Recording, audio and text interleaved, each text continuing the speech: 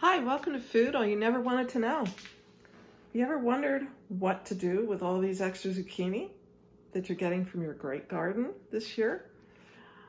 Let's see what we can do to make zucchini, to make vegetables, part of a breakfast. Make a quick trip outside onto the deck, and oh, look at those red Belgian peppers.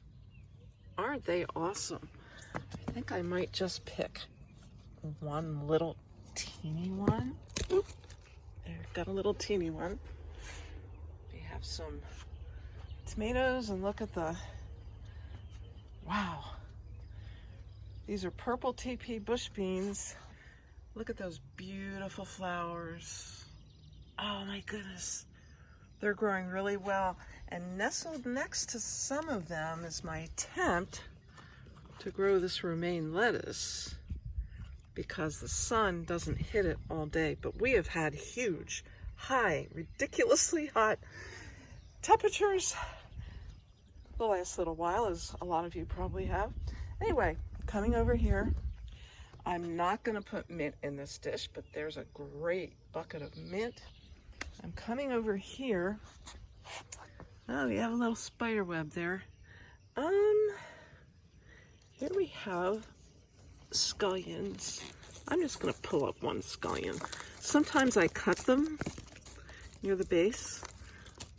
Today I'm just going to grab one and get back in the kitchen.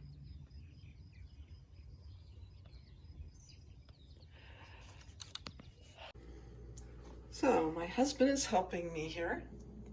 There's the cute little pepper. We're probably going to seed save those seeds. So let's put them off to the side. Okay. Even though this is a tiny, tiny version, it's probably the smallest pepper. But that's okay. It's a variety that obviously can be grown in a pot. Okay. And just cut that into little pieces.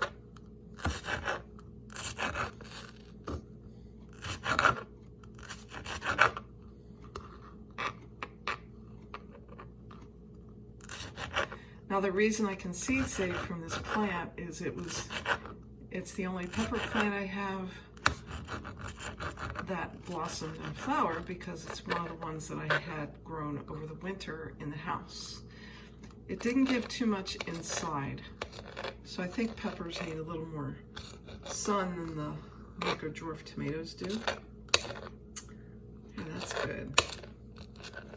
You only need a very few little pieces of this. And then let's move on to this. Yeah, just do this in slices. Yeah, and we use the whole stem.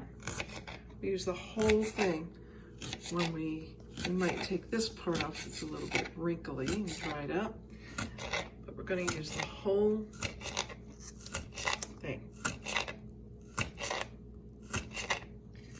So this is the scallion, and this is the pepper. It's going to be part of breakfast. Here's some beautiful eggs from our neighbors who grow organically, and at least during the summer, they have their birds outside.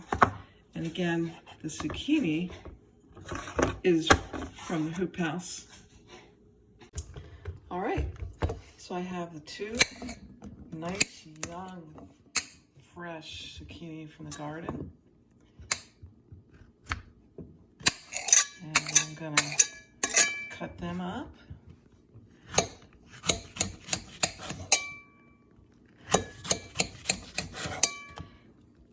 In little chunks.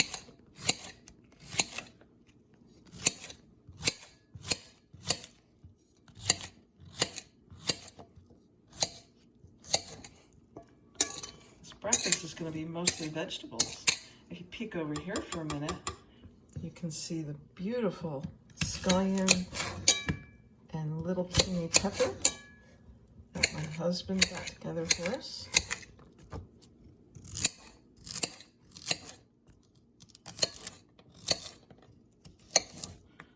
Okay, Okay, so that's ready. Putting that there.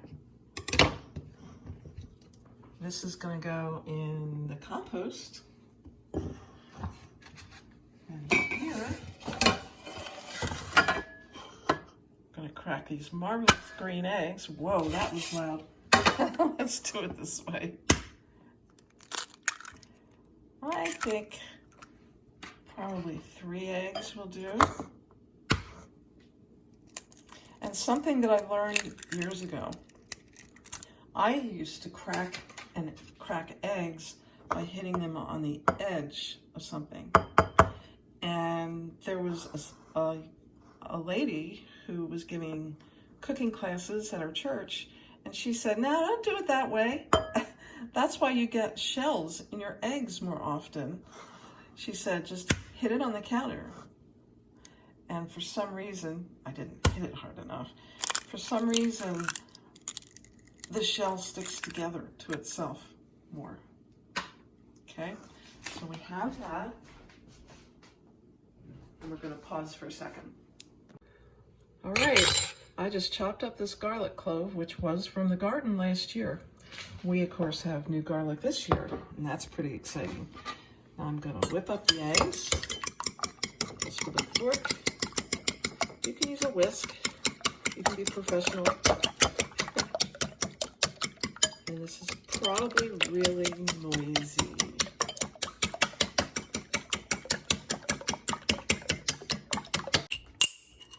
So what we have here is a little jar of the drippings from chicken that we had last night, and I put a little butter on it. So this is a combination of butter. Whoa, that is a hot pan. Let's get it on the lens. Okay, we'll let that cool down a bit. Ooh. All right. That's what happens when you wait too long.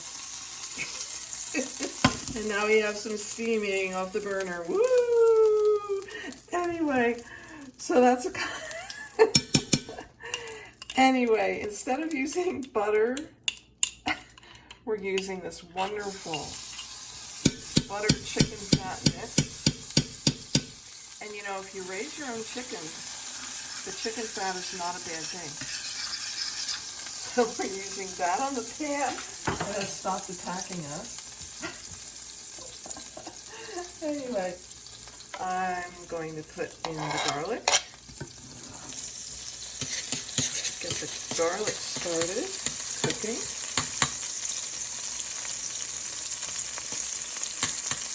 And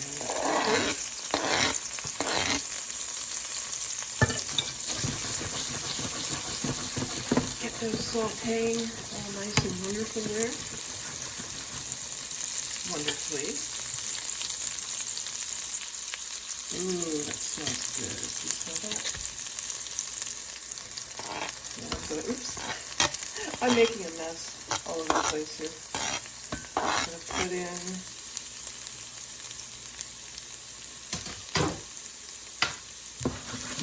a bit of this going, and we're going to be back in just a minute. Now, the star of the show, I nearly forgot, as you could see in that really quick version. This is the zucchini, and it's just about done cooking. I covered it the last little bit to get done faster. I'm going to add back in the garlic, the homegrown garlic and pepper and scallion. As you can see, that cooked down to nearly nothing. It's almost nothing. But it'll add a little bit of flavor to this dish. All right. And we pour in the egg.